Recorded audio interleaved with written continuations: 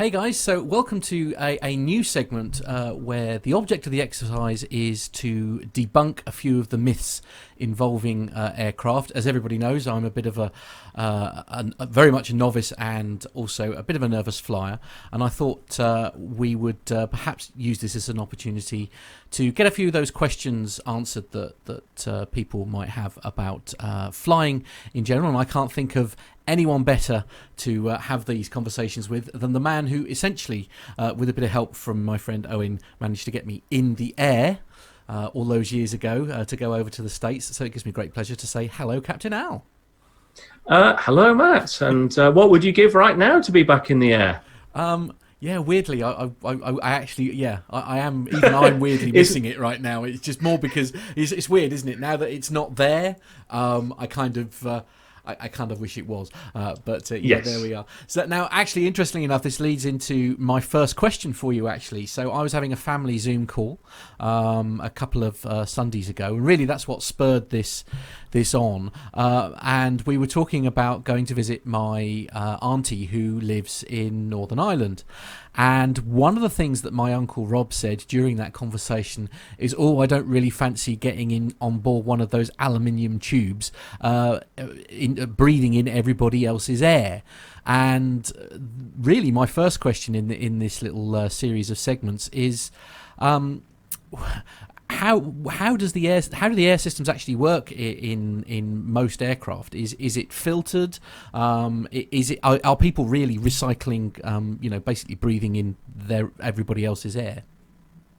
Okay, well, let's take a couple of minutes to go back a little bit. So the air that we breathe in the cabin is the same air that we would breathe outside of the aircraft. It's nothing particularly special.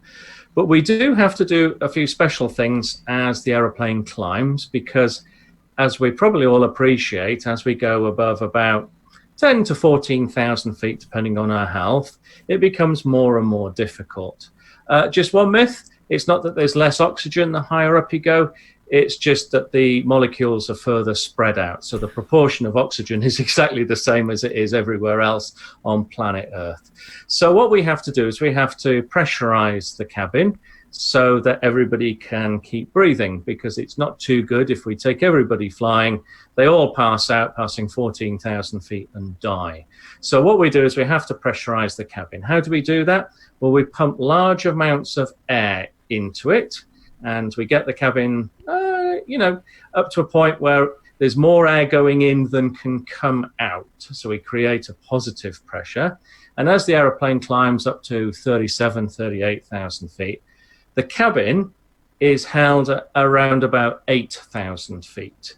Now, people will say, why is it not at sea level? Well, it would have to be a lot thicker to do that, because the pressure would be phenomenal. If we increase the thickness of the aircraft structure, then it's heavy and therefore would be too difficult to fly. So 8,000 feet is the happy compromise. So where does that air come from?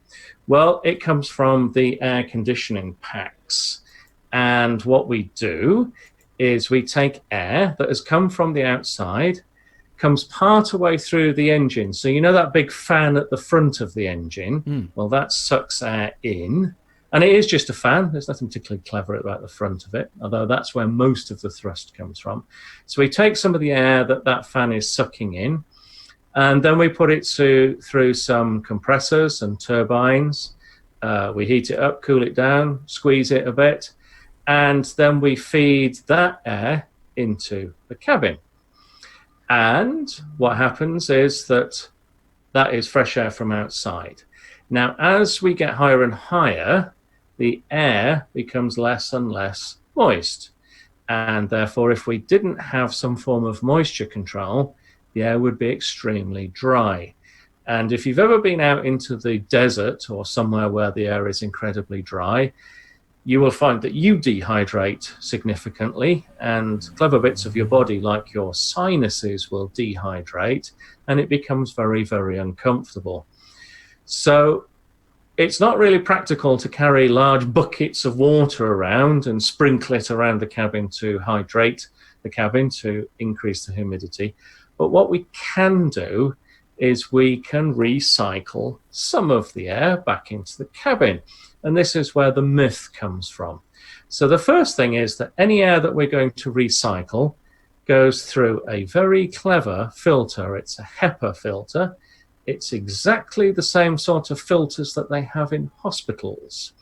So we put it through a filter.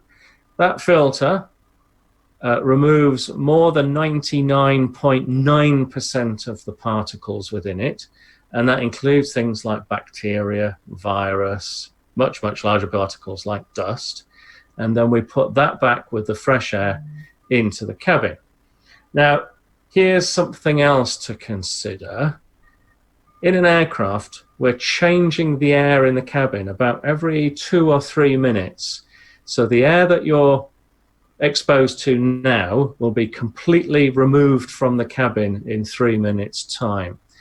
Now, if you compare that to sort of a hospital operating theatre, they move the air around about every 10 minutes, and an office probably about every 20 minutes. And your $64 million question is probably going to be, how much of the air is recycled? Well, as you probably know, I'm a bit of an Airbus guy, so I can speak for the Airbus, and it's less than half of the air is recycled. And remember, it's filtered air. So what we're trying to do is to create the best possible environment on the aircraft and to try to make it as clean as possible. And all this took place all before COVID-19. So the only reason that people tend to think, oh, I was on an aeroplane and the guy next to me was coughing and then I got the cold, is in exactly the same way as if you were on a bus or in an office or they were in your living room. If the germs are spread person to person, there's not a lot we can do about it. But I can assure you those germs do not pass through the filters. Wow. So there's essentially some of the air that's in the cabin does actually remain in the cabin, but it is essentially very highly filtered before it goes back. Yeah, so it's recirculated. So around about 60 to 70% in the air of the air in the cabin has come from the outside. We'll call that fresh air, and then around about 40 to 30% is recirculated air, and as part of that recirculation process it goes through these HEPA filters. HEPA standing for high efficiency particulate arresters. Oh. Wow. Okay. So these filters, I mean, how often are they changed? So they're changed when the aircraft goes in for a maintenance check, which is usually every few hundred hours or so. What is happening right now with COVID is that the filters have been changed on a more frequent basis. Now, obviously at the moment, aircraft aren't flying as much as they would have done prior to COVID. So it's not that it's changed on a daily, weekly basis. It's a function of the number of flying hours. Captain Al, thank you. My pleasure.